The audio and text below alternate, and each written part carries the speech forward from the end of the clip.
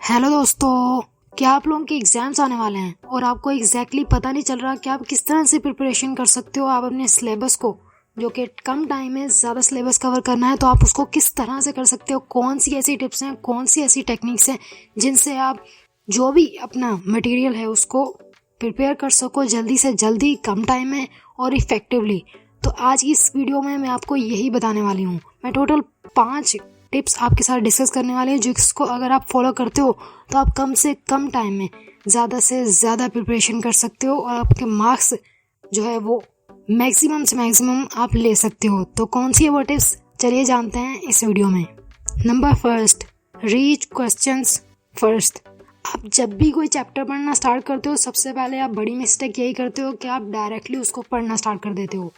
ऐसा नहीं करना चाहिए। आपको सबसे पहले जब भी आप चैप्टर खोलते हो तो आपको सबसे पहले उसके क्वेश्चंस पढ़ने हैं। आपको 3 से 4 मरतबा क्वेश्चंस को पढ़ना है, उनको अच्छे से पढ़ना है कि उसमें पूछा क्या जा रहा है, और उसके बाद आपको चैप्टर पढ़ना है। और फिर जब आप चैप्टर पढ़ोगे तब आपने ध्यान आपको ऑटोमेटिकली आपका चला जाएगा कि कौन सी पार्ट इम्पॉर्टेंट है, क्योंकि क्वेश्चन आप पढ़ चुके हो तो आपको अंदाज़ा हो गया है कि इसमें क्या पूछा जा रहा है। तो सबसे पहले क्वेश्चन पढ़ो, उसके बाद आपको चैप्टर पढ़ना है। और चैप्टर पढ़ते वक्त हाइलाइटर का ज़रूर इस्तेमाल करो। आप हाईलाइट करते जाओ जो की पॉइंट्स हैं उनको। Number 2, make mind maps notes.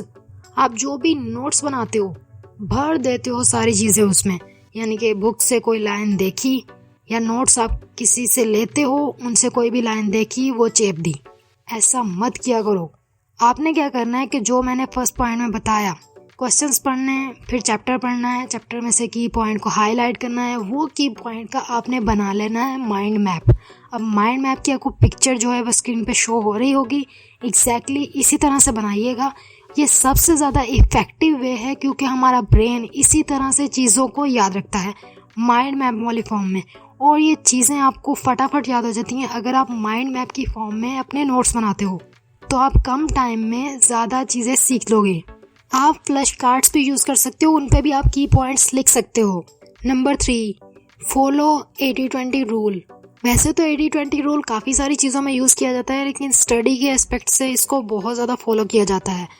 80-20 rule क्या कहता है कि आपको जो सिलेबस है उसमें सिर्फ 20% आपको पढ़ना होता है। 80% जो होता है वो वेस्ट होता है, वो किसी काम का नहीं होता, ना वो एग्जाम्स में आता है और ना ही वो आपको पढ़ना होता है। सो 20% आपको कहाँ से मिलेगा? वो मिलेगा आपको प्रीवियस पेपर्स में से। प्रीवियस पेपर आप लोगों ने 5 से 10 सालों के आपने ले लेने हैं। उनको आपने जो भी क्वेश्चन उनमें आए हुए हैं वही है आपका 20%, जो कि आपके सिलेबस में है, जो कि जिसमें से आपका नेक्स्ट एग्ज़ाम आने वाला है। सो उन क्वेश्चंस को आपको 10 दफ़ा पढ़ लेना है, क्योंकि वही क्वेश्चन आने वाले हैं एग्ज़ाम्स में। 5 ईयर के जो प्रीवियस पेपर हैं वो आपको ज़रूर उनकी प्रिपरेशन करनी है, क्योंकि वही आपके एग्ज़ाम में आने वाले हैं, वही इम्पॉर्टेंट है। 20% वही इम्पॉर्टेंट है, क्योंकि हमारे ब्रेन की इतनी ज़्यादा कैपेसिटी नहीं है कि वो इतने ज़्यादा डेटा को याद रख पाए। तो आप उतना ही पढ़ो जितना कि आप अच्छे से याद रख सकते हो, तो वही है 20%।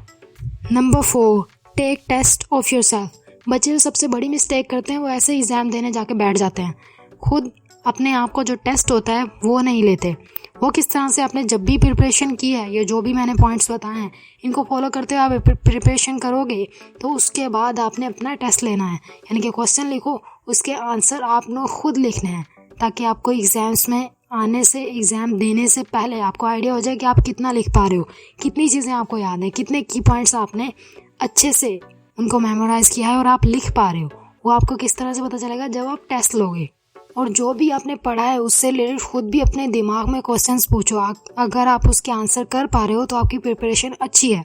Number 5, revision. अब आप जो भी रिवीजन करते हो वो भी तरीका बिल्कुल भी ठीक नहीं है। रिवीजन आपको कैसे करनी चाहिए? वो भी एक्टिव रिवीजन होनी चाहिए आपकी। आपने जो भी मटेरियल पढ़ा है उसको आप 3rd डे पे पहले रिवाइज़ करो। फर्स्ट डे पे तो आपने पढ़ लिया, उसके बाद 3rd डे पे, फिर 6th डे पे, फिर 9th डे पे और फिर 12th डे पे आपने उसको दोबारा से पढ़ना है, यानी कि रिवाइज़ करना है। इतनी दफ़ा अगर आप करते हो 4 टाइम रिवीजन, तो ये आपके लॉन्ग टाइम में आपका जो भी आपने पढ़ा है वो चला जाएगा और आपको एग्ज़ाम में अच्छे से लिख पाओगे। और जो भी आप याद कर रहे हो तो आप कोशिश करो कि आप लाउडली याद करो। जैसे मैंने आपको बोला माइंड मैप, तो माइंड मैप जब आप रिवाइज करोगे तो उसको लाउडली याद करो। जब भी हम लाउड बोलते हैं हमारा दिमाग उसको बार बार सुन रहा होता है कानों से, तो जितना ज़्यादा आप लाउडली बोलोगे उतना ही ज़्यादा आप चीज़ों को याद रख पाते हो। तो ये थी कुछ टिप्स जो कि आपको अगर आप फॉलो करते हो तो आपको एग्जाम्स में अच्छे मार्क्स आप ले सकते हो। वीडियो अच्छी लगी हो तो लाइक कर दीजिएगा, चैनल पर नए हो तो चैनल को सब्सक्राइब करना बिल्कुल मत भूलना। मिलते हैं नेक्स्ट वीडियो में, तब तक के लिए थैंक्स फॉर वॉचिंग।